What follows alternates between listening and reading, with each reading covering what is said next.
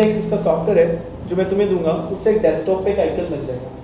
तुमने नॉर्मली इस पर डबल क्लिक करना है और इस तरीके से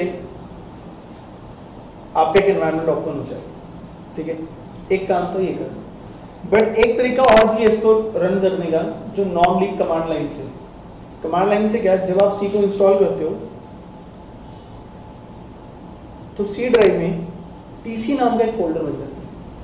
ठीक है, अब एक बार याद रखना, ये जो सॉफ्टवेयर है ये कई बार डिफरेंट फोल्डर भी बना सकता है। कई जगह पे तुम्हें टर्बो सी प्लस प्लस मिलेगा। ठीक है, तो इस वेरिएशन को थोड़ा वहां कंट्रोल कर लेना। ठीक, दूसरा उसके अंदर बिन नाम का फोल्डर है और इसके अंदर मेरे टीसी नाम का प्रोग्राम पड़ा हो। तो इसे चलाने के लिए हम क्या करते हैं, ऑल प्रोग्राम्स में गए, एक्सेसरीज, कमांड प्रॉम्प्ट। ठीक है, तो कुछ इस तरीके की ब्लैक स्क्रीन ओपन हो जाएगी आपके पास। एक दूसरा तरीका भी है इसे ओपन करने का, आप विंडो के साथ आर की प्रेस करो, विंडो आर यानी रन नाम का एक एनवायरनमेंट खुलेगा डायलॉग बॉक्स, उसमें लिख दो CMD, तो भी कुछ इस तरीके का एनवायरनमेंट ओपन हो। जैसे आप विंडोज में काम करते हो, विंडोज में आप फोल्डर्स में होते हो, जैसे डी ड्राइव में गए, ई ड्राइव में गए, सेम यहाँ भी चलता है, पर ये डॉस मोड कहलाता है। जिसे कई बार हम डिस्क ऑपरेटिंग सिस्टम भी कहते हैं। स्टार्टिंग के डेज में यही ऑपरेटिंग सिस्टम होता था। ठीक, और जो हमारी सी के जितने भी सॉफ्टवेयर है ना, ये डॉस बेस्ड है। मतलब जो भी हम प्रोग्राम बनाते हैं वो ऐसी स्क्रीन यानी ब्लैक स्क्रीन पे आपको आउटपुट शो करता है। इस टाइम करंटली में सी कॉलन का मतलब आप सी ड्राइव में हो, यूजर्स का मतलब सी कॉलन के अंदर एक फोल्डर है यूजर्स नाम का, उसके अंदर ग्रेपस नाम के फोल्डर के अंदर है। ठीक, मैं एक लेवल डाउन जाना चाहता हूँ तो उसकी कमांड होती है CD डबल डाउन। इससे आप एक लेवल डाउन चल जाओगे। जैसे आप किसी फोल्डर में हो, आपने एक लेवल अप जाना था, अप बटन पे क्लिक कर देते हो। डॉस में कोई बटन नहीं है, आपको कमांड लिखनी पड़ेगी, CD डबल डॉट फॉर एक लेवल अप चलेगा। पर मुझे सी ड्राइव में पहुंचना है क्योंकि टीसी फोल्डर के अंदर जाना है, तो एक लेवल और अप। ठीक है, उसके बाद CD stands for change directory, यानी मैं सी से चेंज करना चाहता हूं डायरेक्टरी किसमें, टीसी। तो मैं अब ये काम जब मुझे विंडो में करना पड़ता है तो क्लिकिंग से हो जाता है, पर यहाँ आपको ये कमांड थोड़ी ध्यान रखनी। फिर CD बिन, उसके बाद आप लिख दो TC, तो कुछ ऐसा एनवायरनमेंट खुल जाएगा। ठीक है, ये विजिबल है कि वो दूसरी स्क्रीन पे जाऊं क्योंकि इसका खास बात ये होगी कि इसमें स्क्रीन पूरी फुल हमें नजर आ जाएगी। ठीक है, तो मैं यहां आता हूं। ठीक है, जैसे ही एनवायरनमेंट खुल गया, आपने क्या करना है, यहां पे जब क्लिक करोगे ये क्लोज कर देगा। ठीक है, फाइल पे क्लिक करो, न्यू। ठीक, F5 से स्क्रीन ये फुल हो जाएगी। कंट्रोल वाई शॉर्टकट है पूरी की पूरी लाइन को डिलीट करने के लिए, ऐसे लाइन डिलीट हो जाएगी कंट्रोल वाई। ठीक है, पूरी की पूरी लाइन डिलीट करनी है ना फास्टली, तो उसके लिए यूज होता है। पहली लाइन में लिखता हूँ hash include studio.h void main, मैं लिखा printf hello world, ये लिखो। सेव करता हूं, F2 शॉर्टकट है सेव का, नाम रख देता हूं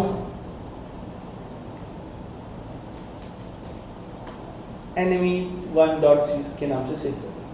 पहला स्टेप, कंपाइल में गए, कंपाइल क्लिक करता हूं, कंपाइलिंग का एक बॉक्स ओपन हुआ। यहां क्या लिखा है, लाइंस कंपाइल 312, जबकि मैंने लिखी कितनी है 5। ये 312 कैसे होगी, ड्यू टू इंक्लूड, उसने भी अपनी कोड को इंक्लूड किया होगा, तो जो रेस्ट ऑफ द लाइंस आ रही है वो ड्यू टू इंक्लूजन आ रही है। उसके बाद रन में गए, रन कर दिया प्रोग्राम रन हो गया। अब आउटपुट देखनी है तो विंडो में जाओ, यूजर स्क्रीन क्लिक किया, हेलो वर्ल्ड लिखा आ गया। पर यार कुछ अननेसेसरी चीजें बहुत लिखी आ गई। अब वो इसलिए क्योंकि स्क्रीन तो एक ही है, आपने स्क्रीन पे करंटली काम किया हुआ था, तो उसने वो सारी उसी के बीच में आउटपुट शो। मैं चाहता हूं कुछ ऐसा ना हो, ये स्क्रीन क्लीन होनी चाहिए। तो क्लीन करने के लिए अगेन एक फंक्शन है, ठीक है। मतलब अब मैं क्या चाहता हूं, स्क्रीन को क्लीन करवाना चाहता हूं, और स्क्रीन को क्लीन करने के लिए अगेन हमारे पास यहाँ पर एक फंक्शन आता है जिसका नाम है CLR/SCR। काफी काम तो यहाँ फंक्शन से हो जाएगा, ठीक है। जैसे नाम है CLR/SCR, ठीक। मतलब ये फंक्शन देगा क्या, इस फंक्शन की फंक्शनैलिटी क्या होगा, क्लियर द यूजर स्क्रीन, ठीक है। अब बात आती है कि जब भी हम फंक्शन यूज करते हैं तो हमें एक हेडर फाइल भी चाहिए होती है जिसमें वो डिफाइन होता है। अब ये फंक्शन studio.h के अंदर डिफाइन नहीं है, एक अलग हेडर फाइल के अंदर डिफाइन है जिसका नाम है डिफाइन इन conio.h, और conio stands for console input output। अब ये हेडर फाइल मुझे चाहिए, तो इट मींस अगर मुझे CLR/SCR को यूज करना है तो अपने प्रोग्राम में इसको भी इंक्लूड करना पड़ेगा। तो मैं उसको यूज करना चाहता हूं, यहां आते मैं यहां पर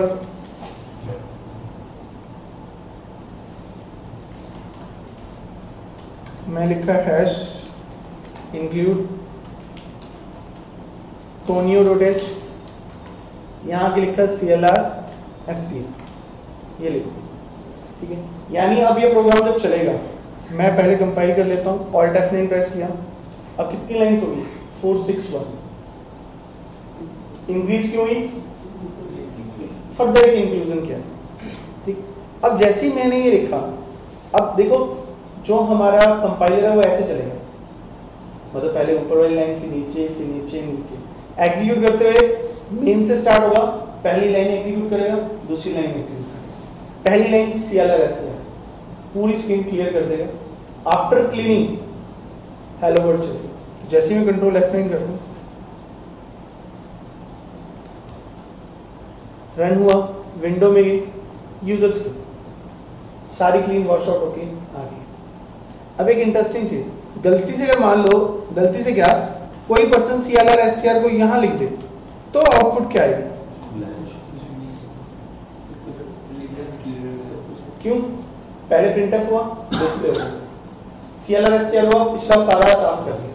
तो याद रखना CLR/SCR सिर्फ अपना काम करता है, अब उसे कहाँ लगा के में क्या मिलेगा ये आपका सोचना, ठीक है ना। जैसे वो स्टेटमेंट लिखने पे जो इफेक्ट पड़ेगा वो हमारी रिस्पॉन्सिबिलिटी है कि कहाँ पे हमें इसे लगाना है जिससे हमें अपना मीनिंगफुल हो जाए, ये चीज़ सोचने वाली है कि आप उसे कहाँ लगाते हैं जिससे वो प्रॉपर वर्किंग करते हैं, ठीक है। तो एक बार देख लेते हैं इसे,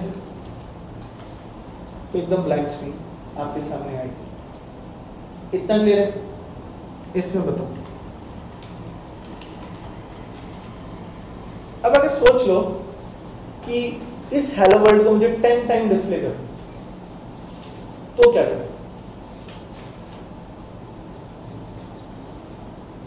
अरे हेलो वर्ल्ड एक बार लिखा रहा है ना, मैं चाहता हूँ 10 बार लिखा हुआ है,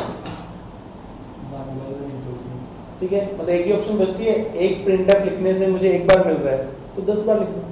तो मैं क्या करता हूँ, यहाँ आके इसे सिलेक्ट करके, कॉपी का शॉर्टकट है कंट्रोल इंसर्ट,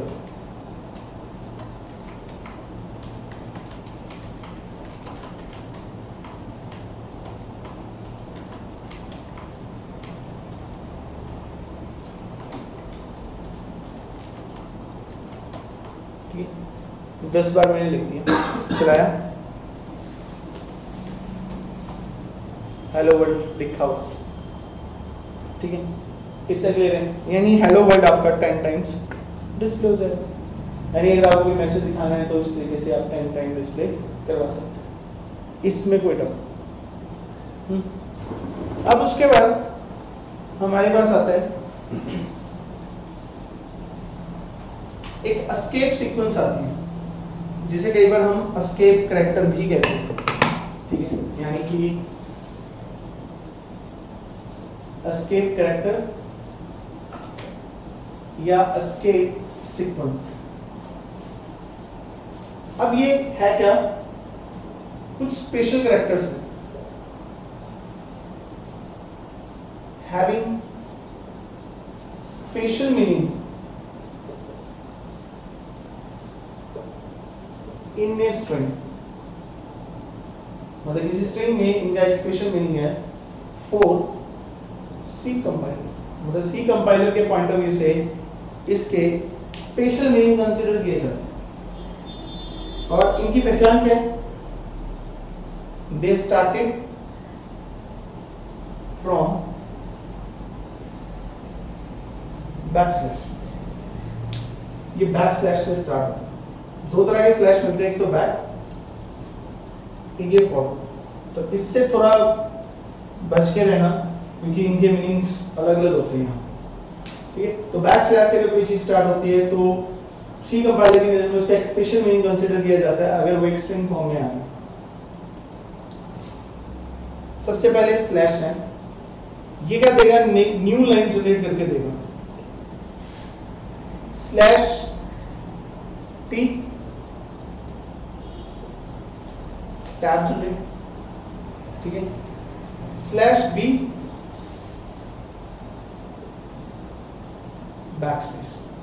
अब ये बैकस्पेस क्या करते हैं, जैसे हमारे पास एरोज होती हैं, एरोज कैसी, जैसे एक एरो ये मिलती है, एक एरो ये मिलती है, एक एरो ये मिलती है, एक एरो ये मिलती है। तो बैकस्पेस का मतलब है ये वाला काम करवा देगा,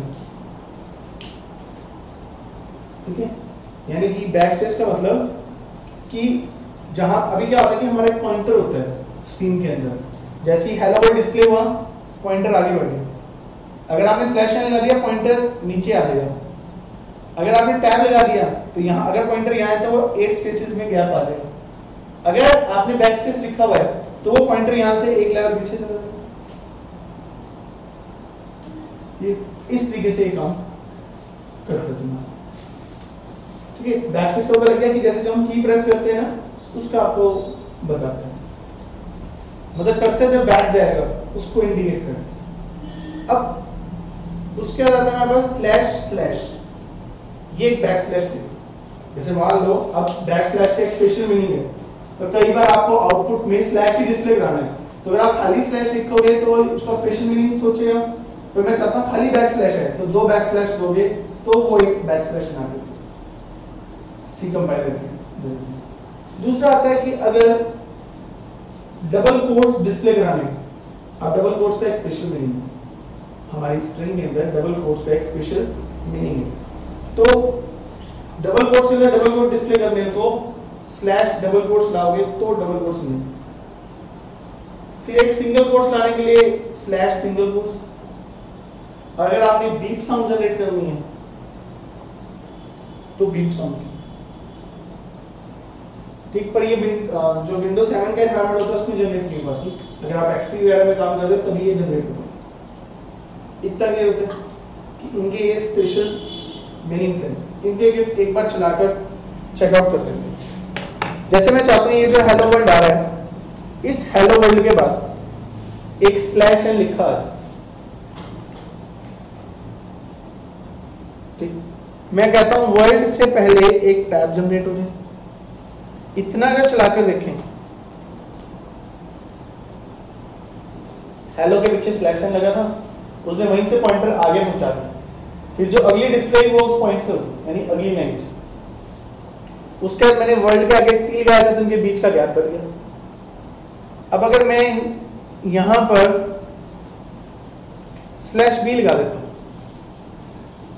तो जैसे ही हेलो डिस्प्ले होगा स्लैश बी आएगा, वो ओ के पास आ जाएगा, फिर आप स्पेस वर्ड लिख दोगे वो उसे रिप्लेस कर देगा, तो यानी कि जब इसे चलाओगे तो वो हेलो हेल बन जाएगा यहाँ पर, ठीक है। तो उसने यहाँ पर हेल वेल बना दिया, ठीक है। तो बैकस्पेस ऐसे काम करता है। मुझे वर्ड को डबल कोट्स में लिखना है, स्लैश डबल कोट्स, ये लिया चलाया, वो डबल कोट्स में लिखा हुआ। अगर स्लैश ही लाना है खाली, 2 बार बैक स्लैश लगाया चलाया,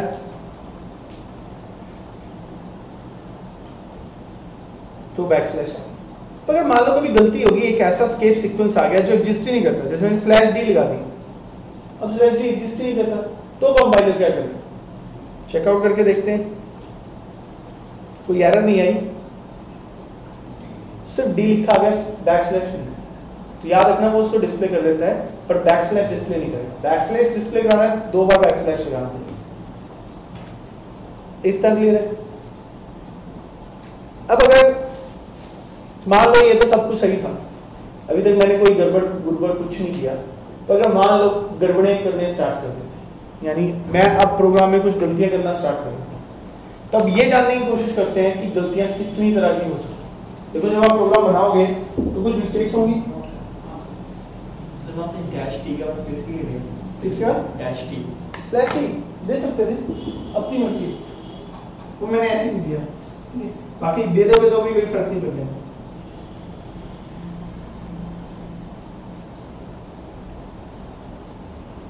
देखो जो डबल कोट्स के अंदर की चीजें हैं उसके पीछे कोई लॉजिक नहीं, तुम्हें जैसा चाहिए, जैसा डिस्प्ले कराना है वैसा डिस्प्ले करा सकते।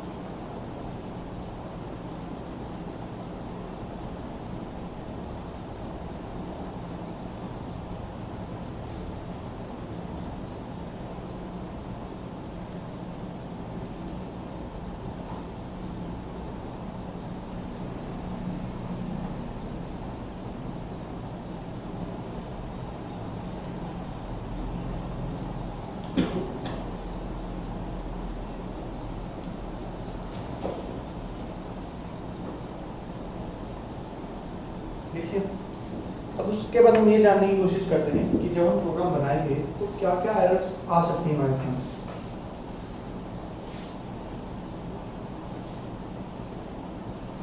तो पहली जो एरर है वो है सिंटैक्स एरर, ठीक है। जो पहली आपको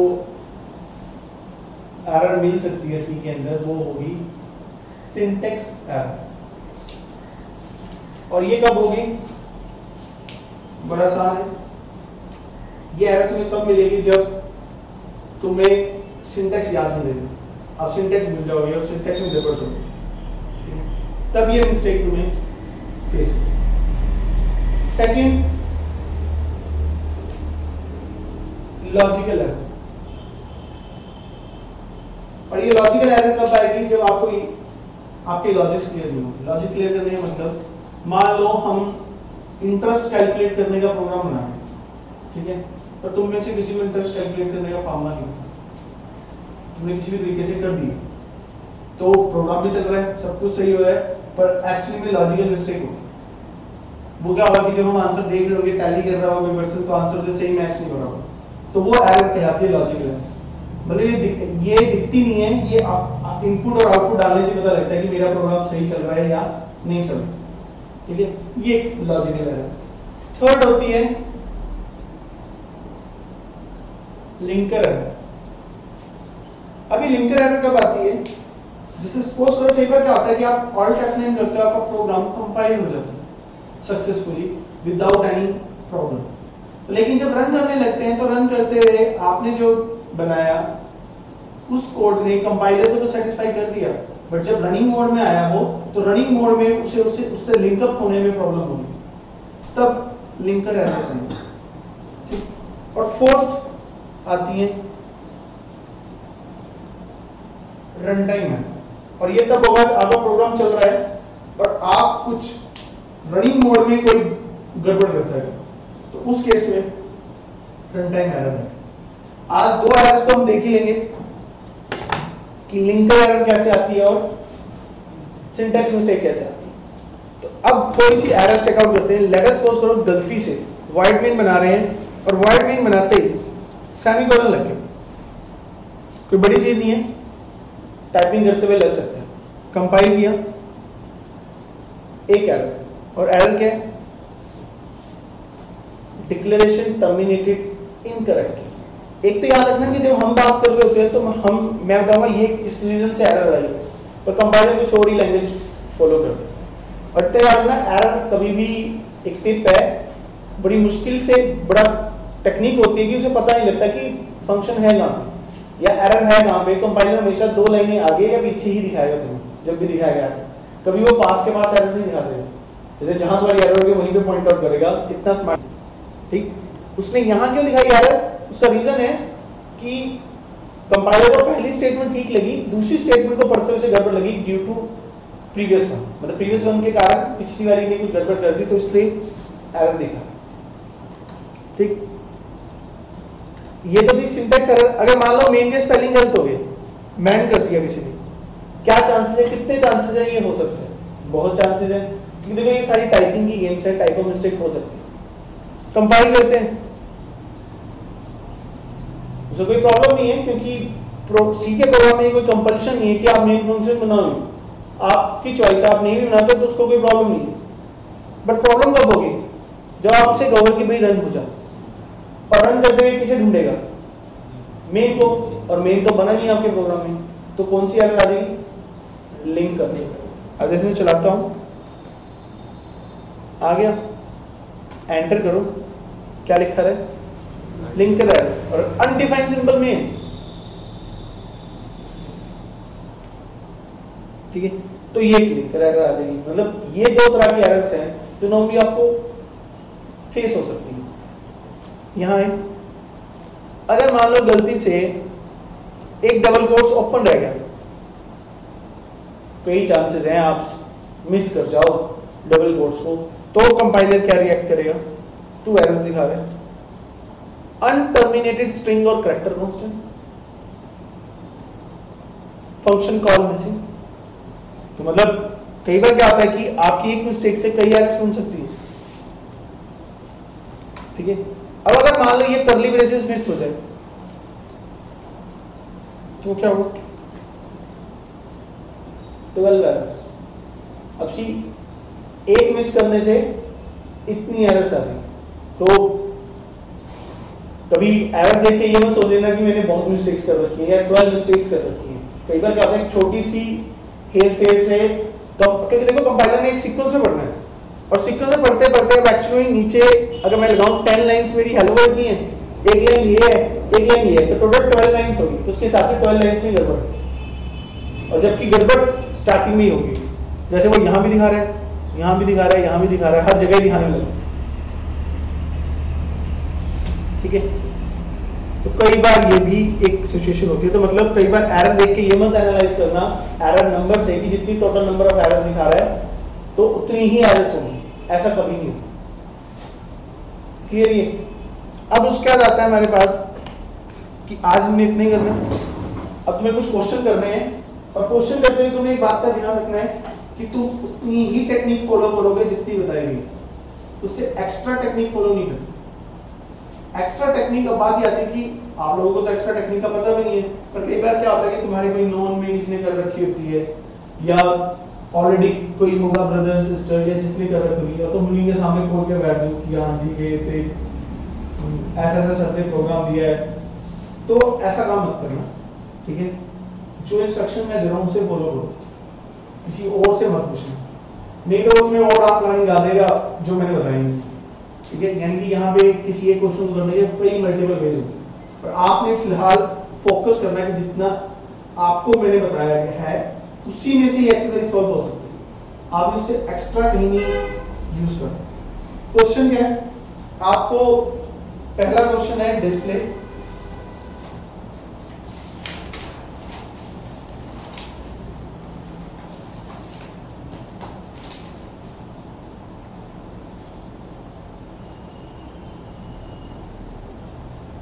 अगेन डिस्प्ले ये करना है,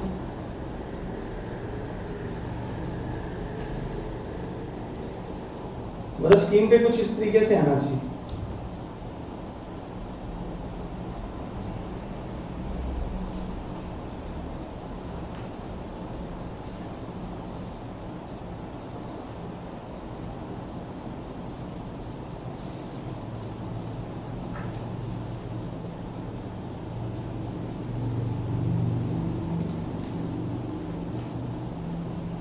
ऐसे